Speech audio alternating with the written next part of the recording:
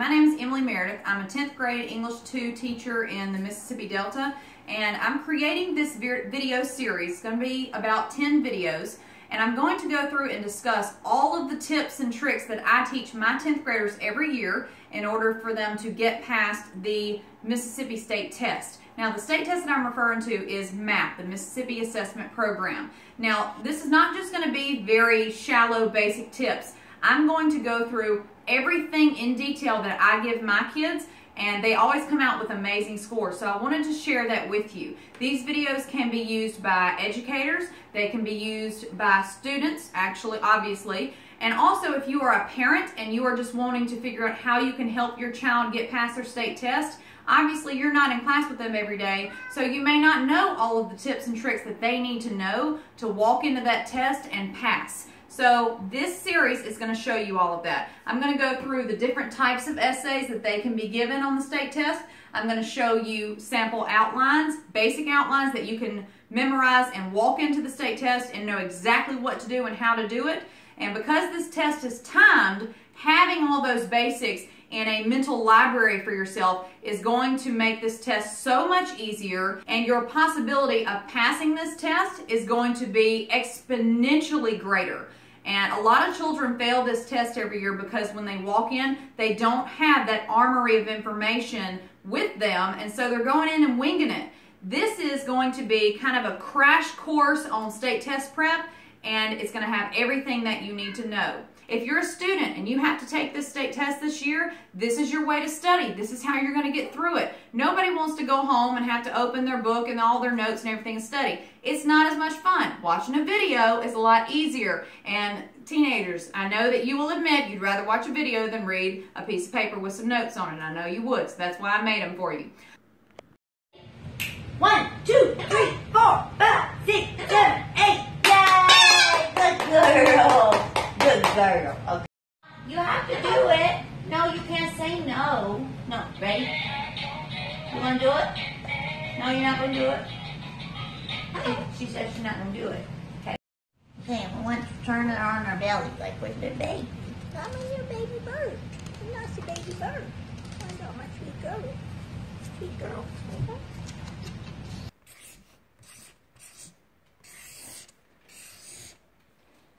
Today in this video, we are going to be talking about citing quotes and integrating quotes. But first, we're going to start with citations. So I have an example of a quote here, and it's going to come from the book Deadline. The author is Chris Crutcher. The quote is on page 283, and the quote is, "The distances across that atom in relative measure are the same as the distances across the universe." And I will show you the quote right here.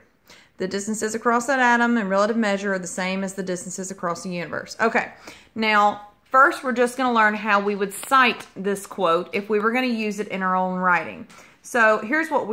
Okay, so we're going to be using the MLA format for citing quotes because that is what we would use on our English 2 state test. So I've rewritten the quote here so that I can properly put the citation. But you'll see that I've left something out.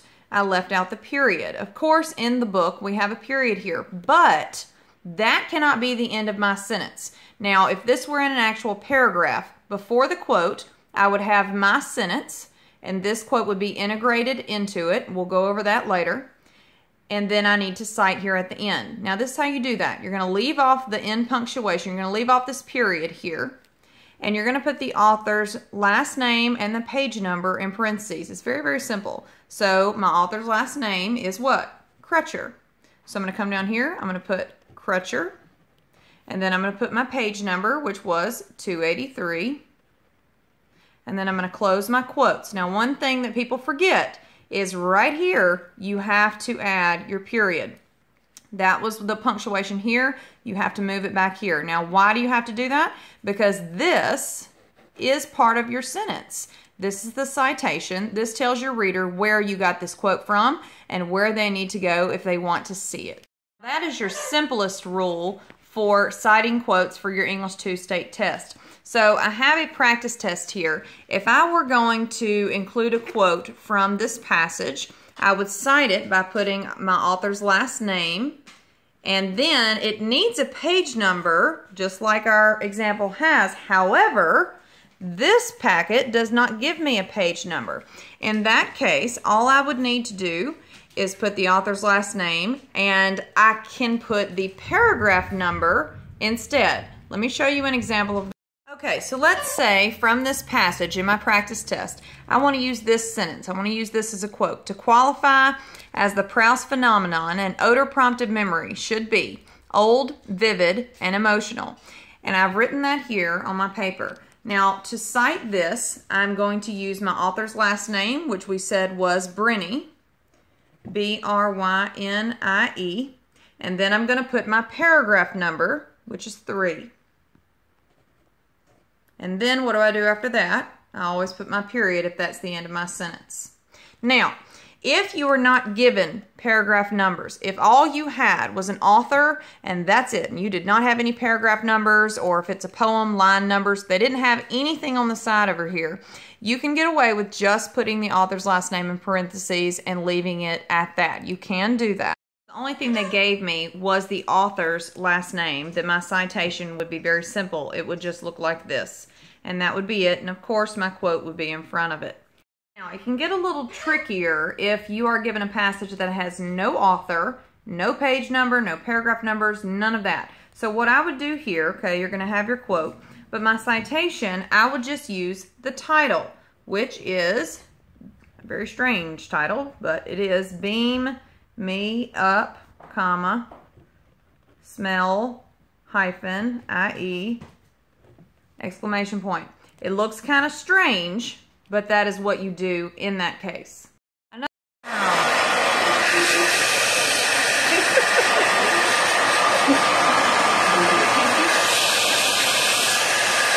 Maui Lynn.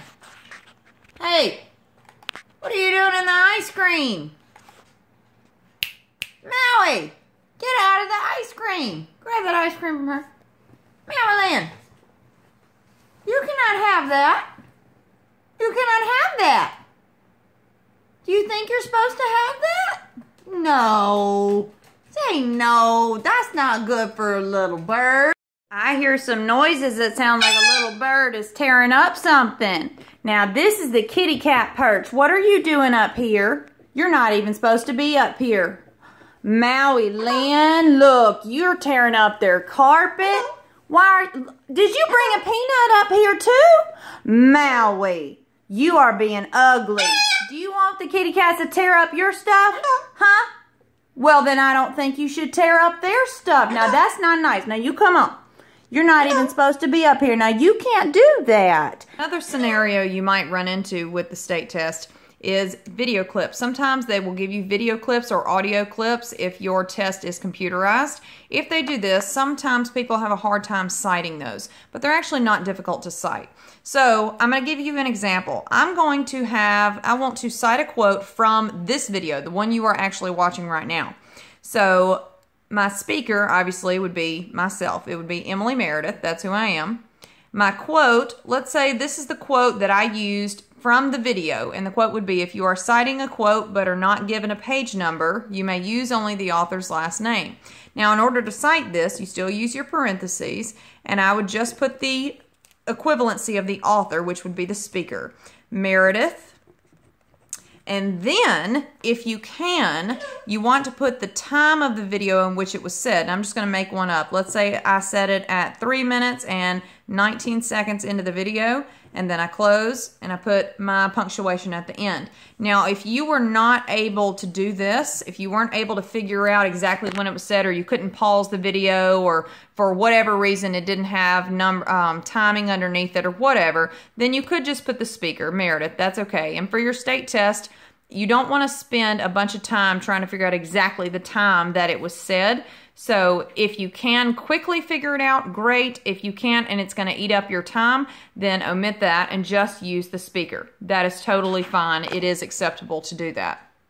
With the video, just as with a passage, if you were not given a speaker and a quote-unquote author, if you didn't have a speaker, then you would just use the title of the video like we did here, when we were giving an example of if we were not given an author. You would use the title of the video instead of the speaker. That is totally fine. If you could include the time, do so. If not, then don't stress about that. So basically, that's all there is to citations. It's not difficult.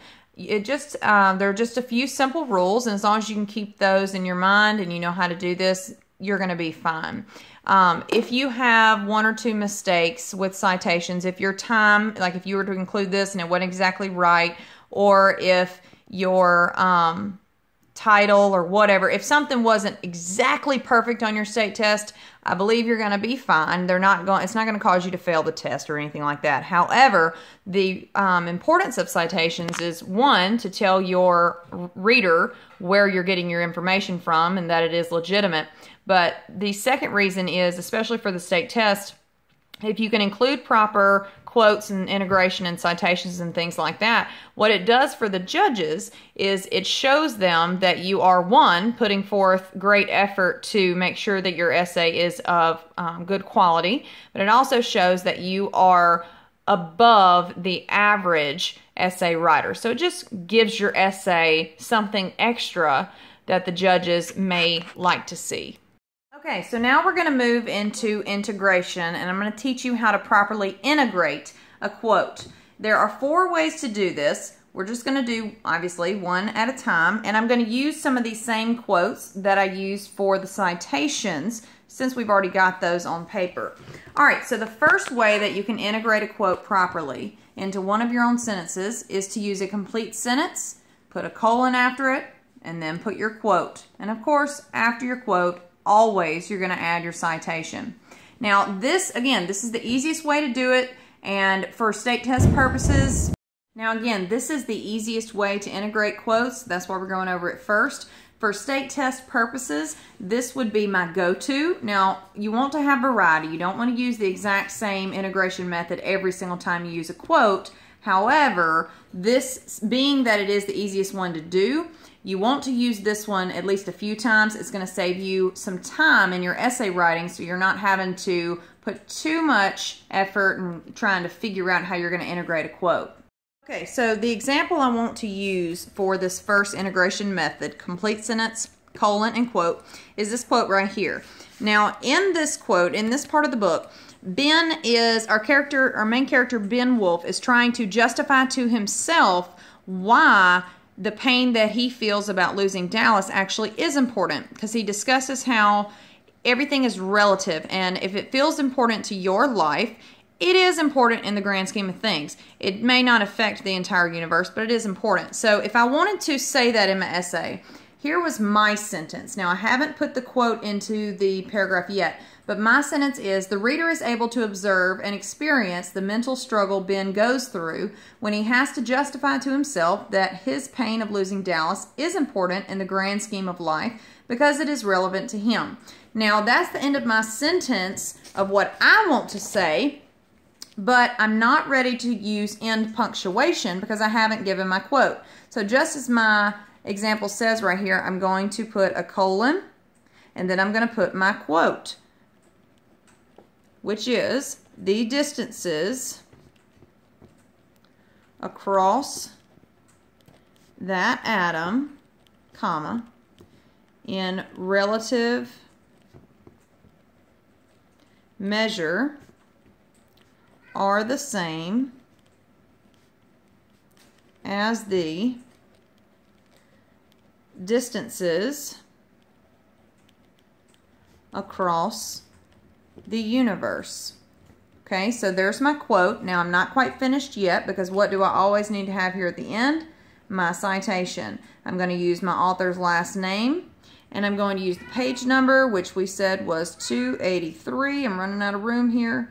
I'm going to close my parentheses, and then I'm going to put my period. Okay, I know that's sort of messy, but it is all there. Okay, and that is all there is to the first integration method. Okay, so I have this little fake bird. I'm about to see how Maui reacts to it. Here we go. Meow meow, I have a friend for you. Look. Look. Oh, we don't like him at all. Oh my goodness, she's freaking out. Maui Lynn! Maui Lynn! Oh, she's a mad bird. Also, we're so upset. Why are you so upset? Maui, are you stealing? Hey, you can't steal Pop-Tarts. You can't just steal people's food. Where are you going? You ran off with the food. You just took it and ran off. Now, was that very nice? I don't think that was very nice. You can't just steal people's food. Well, I guess you can because nobody's taking it from you, are they? Will you give it back to me? Can I have it back? I can't have it back? Oh, you won't give it to me? Oh, you're just a little thief. You're a little thief bird. Let me have that Pop-Tart.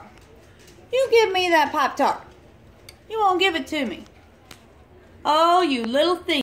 Well, you stole some Pop-Tart a minute ago and now it's all over your beak. Are you back to steal more? There's not any more. You ate it all. You stole it all. You need to go clean up your beak. You need to clean it up.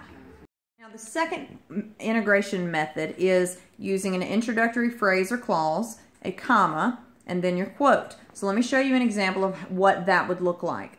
Now, for this second integration method, when I use an introductory phrase or clause, a comma, and then my quote, I'm going to use this quote here that I used earlier in my citation example. So here it is. This is what it would look like. I would say, Meredith states, because that is the citation of the quote, that's who's talking, and this is my introductory phrase, Meredith states, and then I give my quote, and then I cite it. Now, earlier we discussed that you put the speaker's last name in parentheses, and you do. However, I don't need it here because it would be repetitive because I've already stated it here. Now, if this right here did not say Meredith states, let's say I used a different introductory clause, and I wanted to say, in the video, comma, the speaker states, and then do my quote.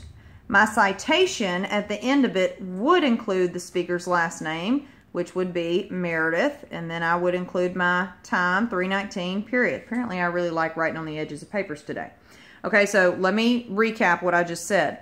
If my example, if my sentence says Meredith states, if it has the speaker already here, I don't need it in my citation. However, if my introductory phrase does not have my speaker's name, I would use it here. Now again, let's say that you used this first way. You said Meredith states, your quote, and then here, let's say you went ahead and you put the last name again, Meredith, 3:19, and then closed your quote. Closed your parentheses and put your period. I don't believe that you're going to be penalized for that heavily, if at all. So, don't freak out about it. But technically, the correct way, if you already have the author or the speaker, whomever, earlier in the sentence, you don't need to repeat it here. You only need to include it if you haven't already stated the author or speaker in the sentence. Now, that doesn't mean if you stated it a few sentences ago. No. You have to say it. You have to put it here unless it is already in the sentence that you are using a quote in. For our purposes, that's the rule that we will use. Okay, now your third integration method for integrating a quote is this, using only a few words in your sentence that is from the source. So I'm going to use another one of those quotes that I used earlier. This is from the MDE Practice State Test Package on the passage that is called Beam Me Up Smelly that we looked at earlier. So my original quote is, to qualify as the Proust phenomenon, an odor-prompted memory should be old, vivid, and emotional. Now, to use this integration method properly, I would not use this entire quote. I'm only going to pull out the parts that I feel are most important and the parts that work with the sentence that I'm going to use. So let me show you what that would look like. Okay, so here is an example of what a sentence would look like if it were using this integration method. So there are several parts of this sentence, but let's just go through the whole thing first and then I'll break it down a little bit for you. So we have the author of Beam Me Up Smelly gives the characteristics of a proper odor-prompted memory, which are old, vivid, and emotional. Okay, so the quotes that I used from my original sentence in my sentence are, odor prompted memory, and old, vivid, and emotional. Now there is another phrase here that is in quotation marks. You'll see that at the top, but this does not count as a quote from the passage. It does not count as evidence because it is just the title of the passage. Okay? So these are the pieces actually used from the passage. I did not use the entire sentence, so let's mark what I chose to leave out. Okay? Well, if I only used odor prompted memory and old, vivid, and emotional, that means that I left out all of this in blue. I only used what is in green.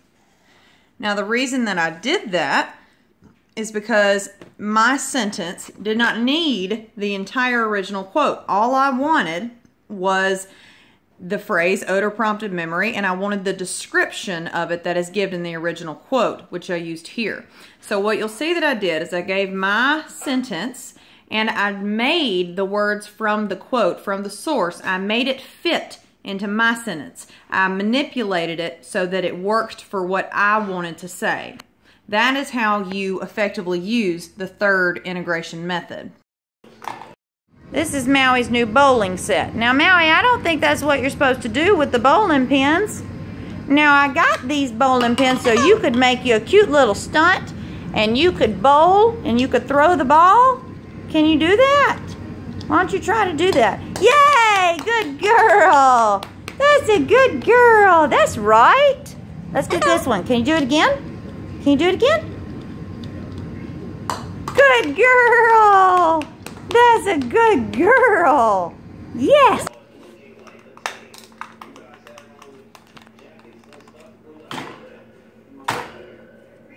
Well, what are you doing that for?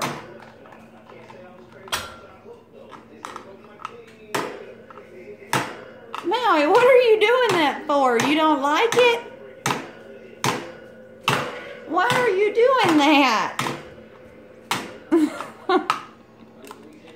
Do you like it?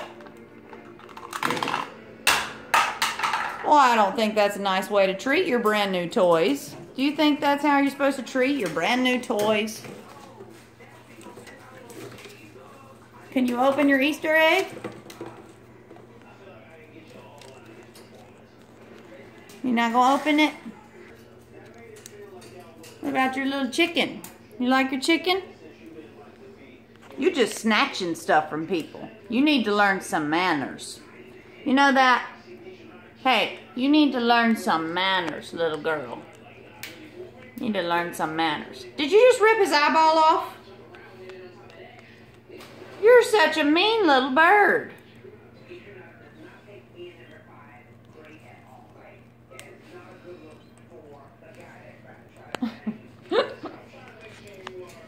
Just tearing the little chick up. You're not a very grateful little bird, you know. Look, you're such a brat bird. Look, watch yourself. You act like a brat with your new toys. See, look. Now, why are you throwing it? You see how much of a brat you're being? Throw your boats off. Hey, you're being a brat on the video. You're being a brat. You are too being a brat. See, look. Or you just gonna tear it up? Look at how much of a brat bird you're being.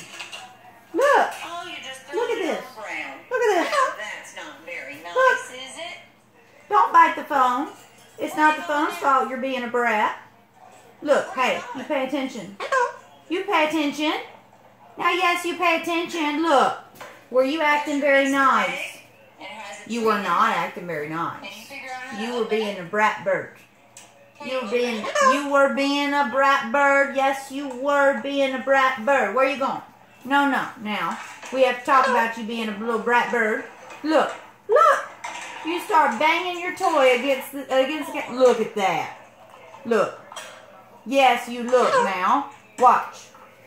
Now you watch. What are you doing that for? You don't like it?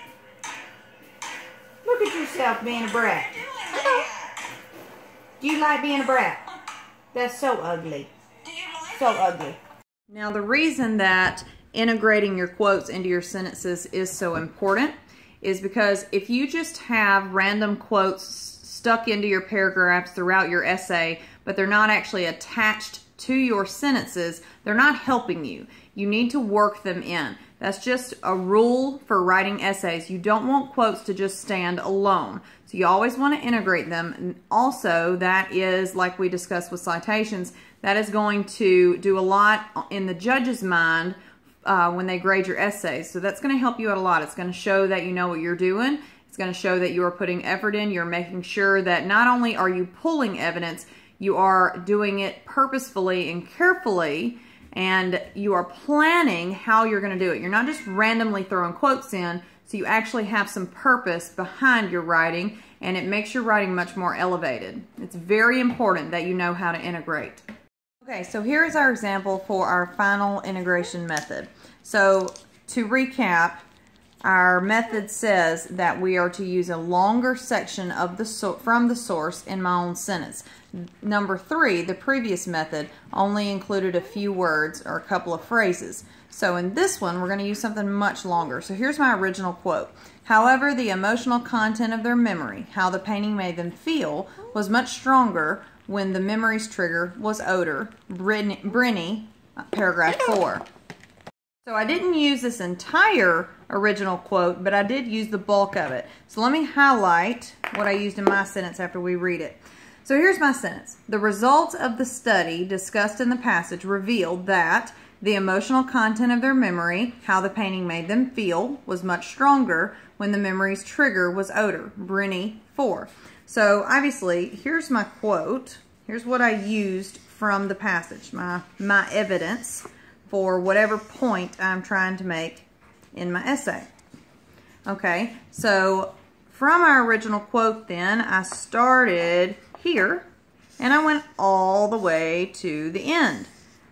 I didn't leave out a whole lot. I almost used the entire quote. As we see, the only thing I left out was this however. But I used it very effectively. I didn't just put the quote after the sentence randomly. I made it work into my sentence. It's like one fluid, solid thought, but most of it is a quote.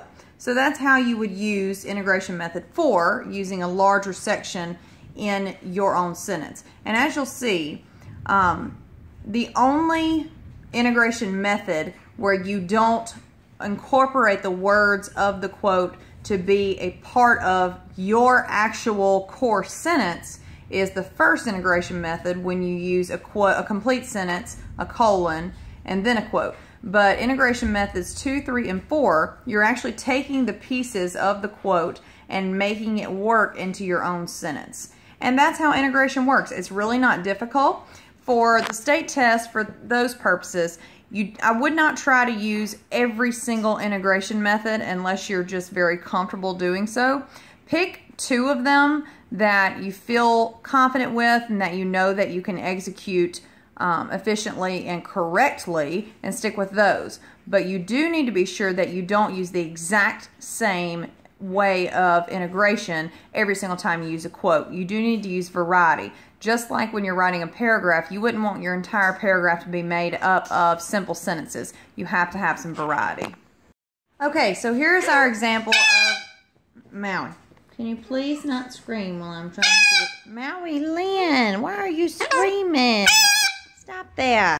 So our final... Maui, seriously, you have to stop. Shh, come on. Come on. Come over here and be quiet. Maui, how am I supposed to finish going through this if you're standing on my paper? Huh? How am I supposed to finish? Well, that's a pretty noise, but I still need you to, you know, go away. I mean, I love you and all that, but I need you to go away. Come on now. Come on, come on, come on, come on. Need you to go away, okay? Hi, so this is part 2 of my video series. Now, we're going to start talking about the types of essays that you can be asked to write on the state test. Now, remember, we're talking about the program MAP, Mississippi Assessment Program. Now, you're going to be asked to write 2 essays, and they can fall into any of these 4 categories. So, your 4 categories are literary analysis, narrative, argumentative, and informational. Now in this video, we're only going to focus on literary analysis. Video 3 will go here, video 4 will be here, and video 5 will be here. Now with each of these, I'm also going to show you some sample outline templates. And this is something that I teach my 10th graders every year. And the reason that's so important is because since these are timed essays, if you can walk into this test already having a template in your head, it's going to cut your writing time down a lot. And you're not going to have to spend as much time planning and trying to organize your essay because you're already going to have that done before you ever go in there. So let's jump right into literary analysis. Before I start explaining everything in a lot of detail, I wanted to zoom in so you can actually see what I have written on this poster that I'm standing in front of.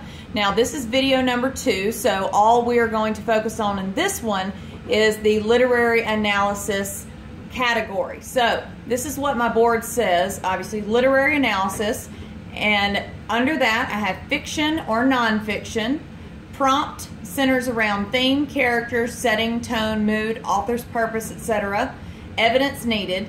Paragraphs, 3 minimum, 4 average. And review sample outlines. Now I'm going to go through and explain each one of these in detail so that you know what I'm talking about here. But I wanted to make sure that you could see the poster first. So here I have some basic notes. First of all, they can give you a fiction or a nonfiction piece with literary analysis. They're never going to give you just a prompt all by itself with nothing to read with it. You're always going to get at least one passage that you have to read, and then you're going to discuss it in your essay. Most of the time, they'll give you 2 passages.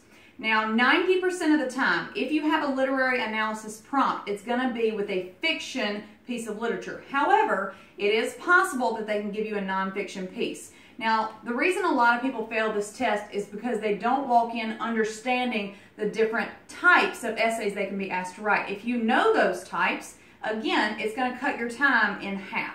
So with literary analysis, your prompt, what you're writing about is going to center around a couple of different things. They can ask you about theme, they can ask you about characters, setting, tone, mood, author's purpose, things like that. All these literary elements. Now let's talk a little bit about that. They're not just going to say, identify the theme in these 2 passages. Let's say they give you a fiction piece and a nonfiction piece that center around the same central ideas and themes. The essay is not going to ask you just talk about the theme. It's not going to say that. It's going to say, discuss how the theme is developed in each work of literature. And that's when that nonfiction piece could show up. They're going to give you a fiction piece that, let's say it centers around tolerance. Then they may give you a nonfiction piece that goes with the same thing, but you can't just summarize these 2. If all you do is summarize in a literary analysis essay, you're going to automatically fail, and that's not good. We don't want that. So if they ask you about theme and they say, how is it developed through the course of both of these passages? This is where you start using some of these other things. So maybe you see the theme through what the characters say, what the characters do, how does the plot develop this theme? How does the setting kind of show this theme? Things like that, okay? With literary analysis, just like 3 of the other types of essays, you're going to be required to give evidence. Now, a lot of people go, well, what is evidence? What does that mean? What we're talking about here is quotes. You're going to have to pull quotes from all of the passages they give you. If they give you 2 passages, you have to have quotes from both of those passages or you haven't fully answered the prompt. But if they only give you 1, then those are less quotes you have to use. So what I always teach my 10th graders is in each one of your body paragraphs, you need to try to get a minimum of 2 quotes for each of those. Your introduction and your conclusion do not need quotes at all. Now each of these types of essays has a certain number of paragraphs that you're going to have to give. Most of the time, especially in English class in high school, we always say you should never write an essay that's less than at least 5 paragraphs. But when our education switched to Common Core, that changed a little bit. We're no longer focusing on the number of paragraphs that you have as heavily as we used to. Now the concern is the content. As long as you have the content there, the number of paragraphs isn't as important. However, that does not mean that you can have one big long solid paragraph and call it an essay, because that doesn't work either. So there are a couple of things that state test judges are going to look for right off the bat, automatically. They're going to look for an introduction, they're going to look for a conclusion, and they're going to look for evidence. But for easy things to include, you don't want your essay to go into a I'm not going to read this pile because you forgot one of those very basic things. So let's say they give me one passage, just one, and it's fiction. It's something that's not true. It's from let's say it's from a short story. And they say, discuss the development of the theme. How did the author develop the theme? Something like that, through this story. So what I'm going to do is I'm going to have paragraph 1 will be my intro.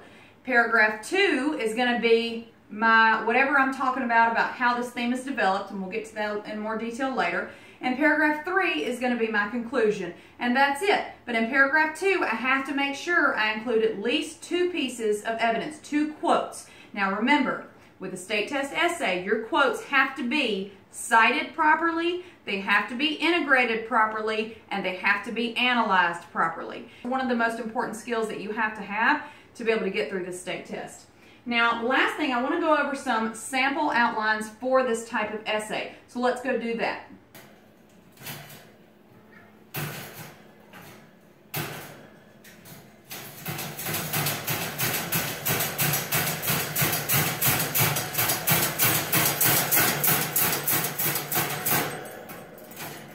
Now, is that really necessary? Is that necessary? Is that necessary? Marilyn, if you want to come out, you just ask to come out. You don't have to do all that craziness. That's so unnecessary. Maui, don't do that. I will let you out. There's no need to throw a fit like a little brat. Why do you act like a brat all the time? Marilyn. Hey, why do you have to act like that? His little office, but he needs a team of Now, are you supposed to be in the chip bag? Hey, aren't you supposed to be out of that? You're not supposed to be in there. Marilyn. Hey, why are you stealing chips? Why are you always stealing stuff? Why are you just always hey, I'm talking to you. Hey, Maui, Maui, Maui, I'm trying to talk to you. You're ignoring me. She's rude. She's so rude. You need some manners. You need some manners, little bird. We're going to start very basic with this. We'll go into a little bit more detail as we go. So for literary analysis, obviously you can't have less than just 3 paragraphs, but most of the time you want to try to stick with 4. So if they give me 2 passages and they want me to discuss 2 passages, let's say we're going to use the example from earlier, they've given me a short story, the theme is tolerance, and they want me to discuss how this theme is developed through the story. I'm going to first give my introduction. Your introduction has to have a thesis statement. If it does not have a thesis statement as the last sentence, it's not an introduction. Now, what is a thesis statement? Well, that just tells me what the rest of my paragraphs are going to be about. So if I'm talking about a short story that deals with tolerance and my prompt has asked me to discuss the theme, then my thesis statement will sound something like this. The author of this work of literature develops the theme of tolerance throughout his use of character actions and dialogue. Let's say that I want to go with those 2 topics. All right, so that means paragraph 2, all these represent paragraphs, by the way. Paragraph 2, my topic 1 is going to be how the theme is developed through the character actions, because that's what my thesis statement said.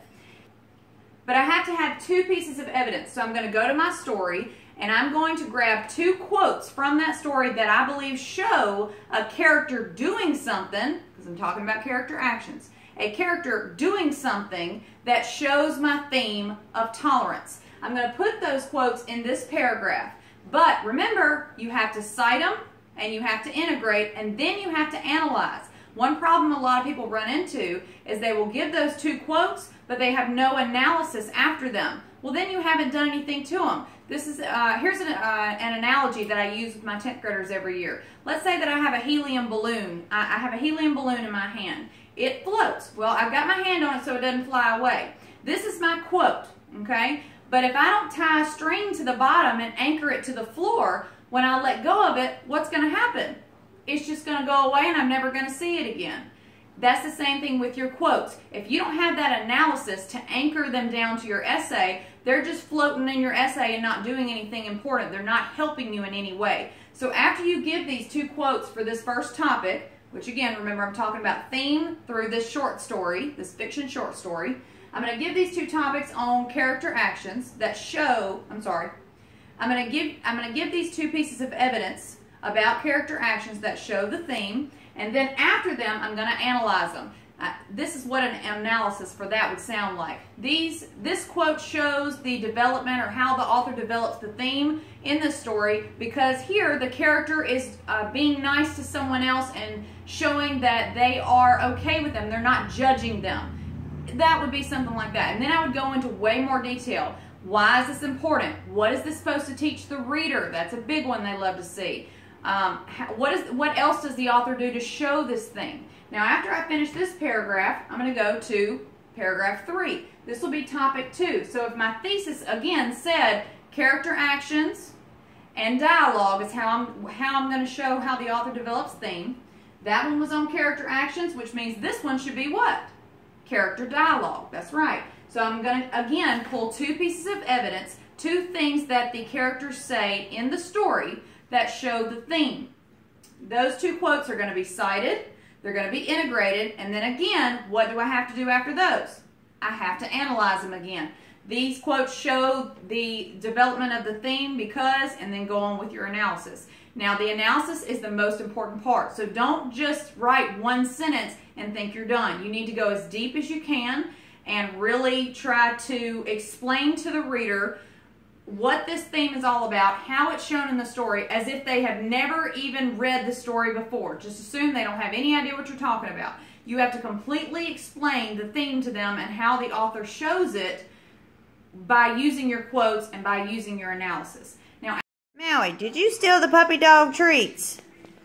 Maui, this is supposed to be for Dinah. You're stealing the puppy dog treats. You're just a little thief bird, aren't you? That's all you do is you steal treats. Why you do that? Why you do that?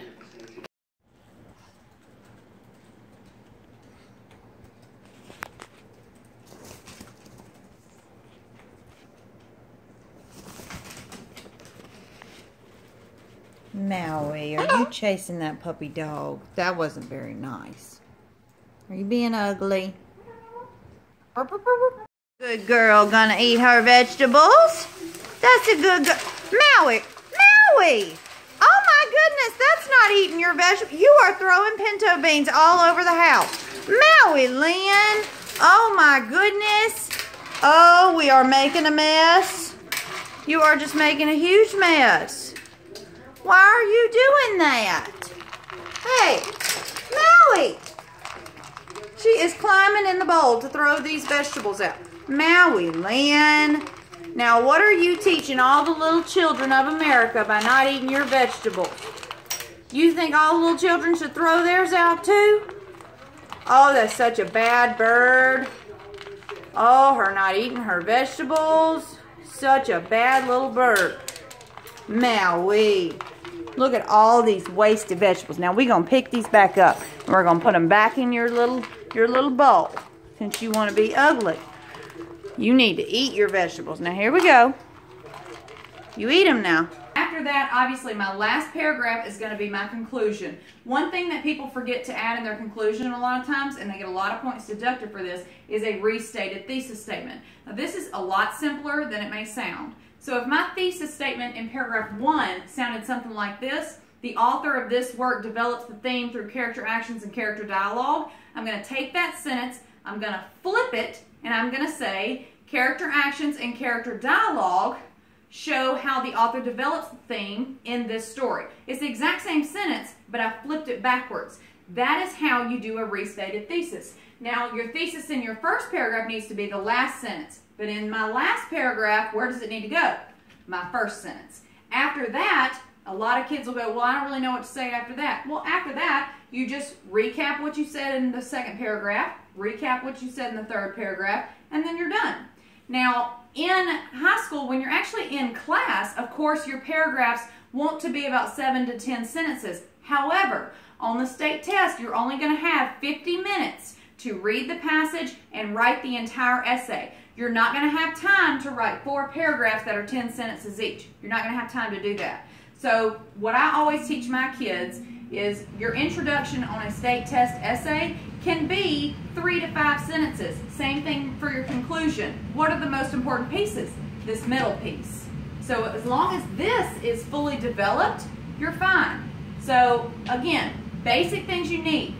Intro with the thesis statement, 3 to 5 sentences. Topic 1, 2 pieces of evidence that are integrated, cited, and analyzed. Topic 2, 2 pieces of evidence that are integrated, cited, and analyzed. And then my conclusion with a restated thesis and 2 or 3 more sentences. And that's it. So as you saw on the first chart, a literary analysis essay needs to be a minimum of 3 paragraphs, but an average number of paragraphs would be 4. This would be the outline template for a 4-paragraph literary analysis essay, obviously, because I have 1, 2, 3, 4. Now, if you were crunched for time, or you just don't feel like you know the topic enough to write a full 4 paragraphs, you can get away with 3. You can't do that with all the essay types, but you can with literary analysis, and here's how. So we're going to stick with that same example that I gave earlier. We're talking about one short story, the theme is tolerance, and the prompt has asked me to talk about how the author develops the theme in this story. So what I might do is I would still keep this, my intro with my thesis statement. I would still keep my conclusion with my restated thesis. But if I wanted to just have 3 paragraphs, I would take these middle 2 and I would combine them into 1. So that way, instead of having 4 pieces of evidence, I would only have how many? 2. And then I may talk about, maybe I only want to talk about character actions. Maybe I only want to talk about character dialogue. In this example with 4 paragraphs, I said that I was going to do character actions for paragraph 2 and character dialogue for paragraph 3 to show how the theme is developed through the story. But if I didn't know enough about one of those and I wanted to just choose character actions, then I would eliminate this paragraph completely, and now I would have an intro, and my body paragraph would be the author shows the theme of tolerance through what the characters do, character actions. I'm going to give 2 pieces of evidence that show that, and then after that I'm going to go ahead and move to my conclusion. Now again, you can't get away with 3 paragraphs for every type of essay, but for literary analysis most of the time you can. The only time in literary analysis where you absolutely cannot have less than 4 paragraphs would be if they gave you 2 separate passages, which sometimes they do that. A lot of times they do that. If they give you 2 separate passages and they ask you to pull evidence from each one on how it centers around whatever theme they're talking about, then I do have to have 4 paragraphs, because this would be intro. What would paragraph 2 be about? Passage 1. What would paragraph 3 be about? Passage 2. And then of course my 4th paragraph would still be my conclusion. So that's another way that you can set this essay up. So, quick things to remember. If you get literary analysis, if your prompt is a literary analysis prompt 1, how do you recognize it? Well, if they're asking you to talk about theme, if they're asking you to talk about setting, plot, character actions, character dialogue, tone, mood, author's purpose, if they're asking you to talk about any of those literary elements, you have a literary analysis essay. That's the easiest way to recognize it. And remember, that is very important. A lot of people fail these tests because they walk in and they know how to write an essay, but they don't know how to recognize what type of essay they're supposed to be writing through the prompt that they've been given. And if you are given a literary analysis essay prompt and you end up writing an argumentative or a narrative instead, you've automatically failed 100%. You lost it. Even if you wrote an amazing essay, it's not the right kind of essay, so you're done. So how do I recognize literary analysis? If they're asking you all those literary elements, theme, mood, tone, setting, plot, character actions, author's purpose, all those things. If they ask me about that, then I have literary analysis. From that point, now I need to go, okay, did they give me 1 passage or did they give me 2 passages? If they gave me 1 passage, how many paragraphs can I get away with? I can get away with 3. If they gave me 2 passages, how many paragraphs can I get away with now? I have to have 4. Now, a lot of people, it's more natural to us to write a 5-paragraph essay because that's what we're used to. You don't have to. Because remember, once you're past this test, then you'll write essays for your English teachers from then on out that are a little more involved and aren't going to be in such a time crunch, so you're going to have time to really fill out a full 5, 6, 7 paragraph essay. Before this state test, we need to know, okay, one passage means I need 3 paragraphs.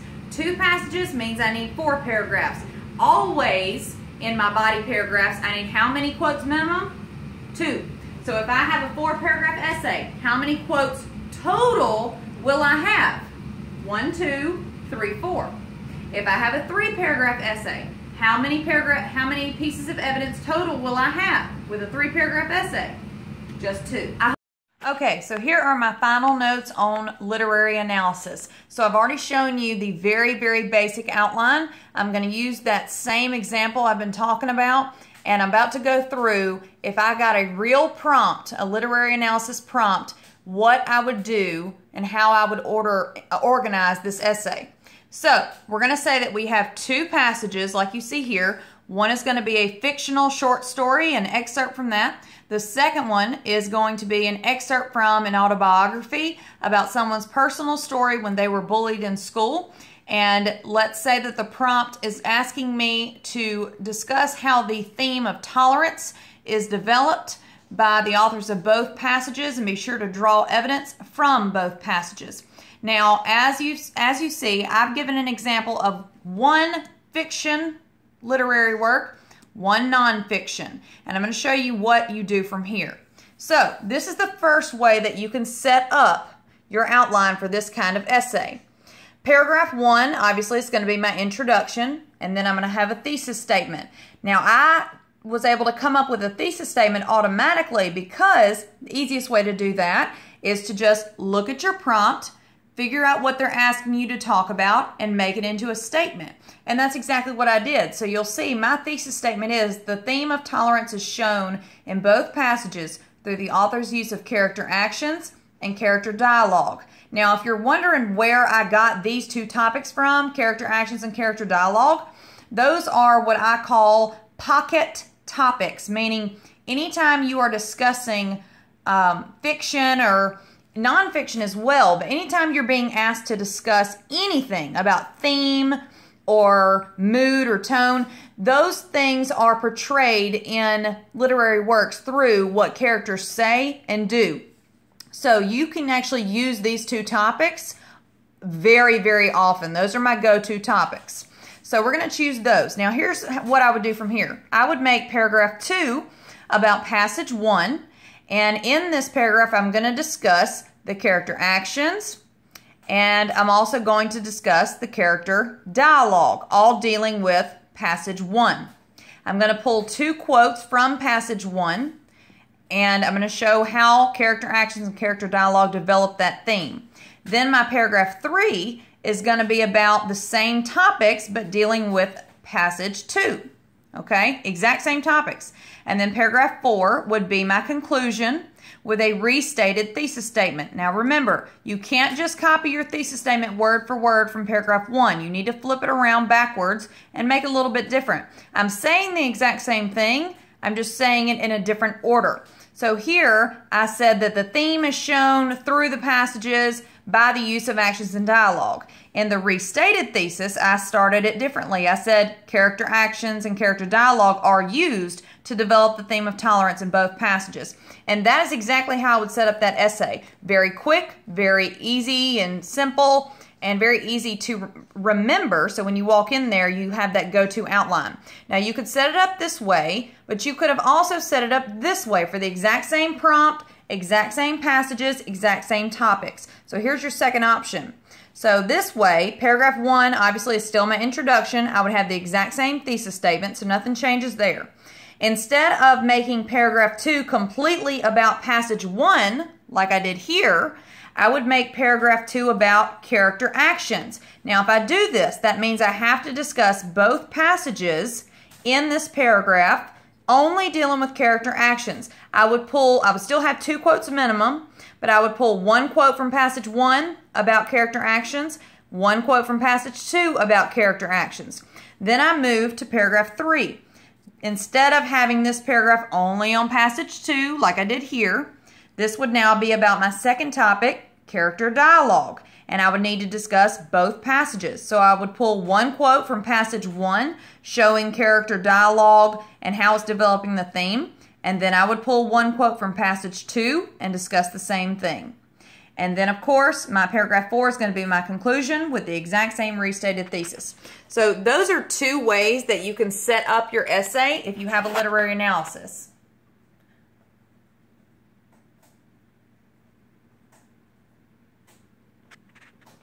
I hope that's helpful to you. The next video, I'm going to be discussing what to expect with a narrative essay and the same kind of things. How do you recognize the prompt of a narrative essay? What do you have to do in your narrative essay? What rules are there? Things like that. So thank you for watching. I hope that was helpful to you.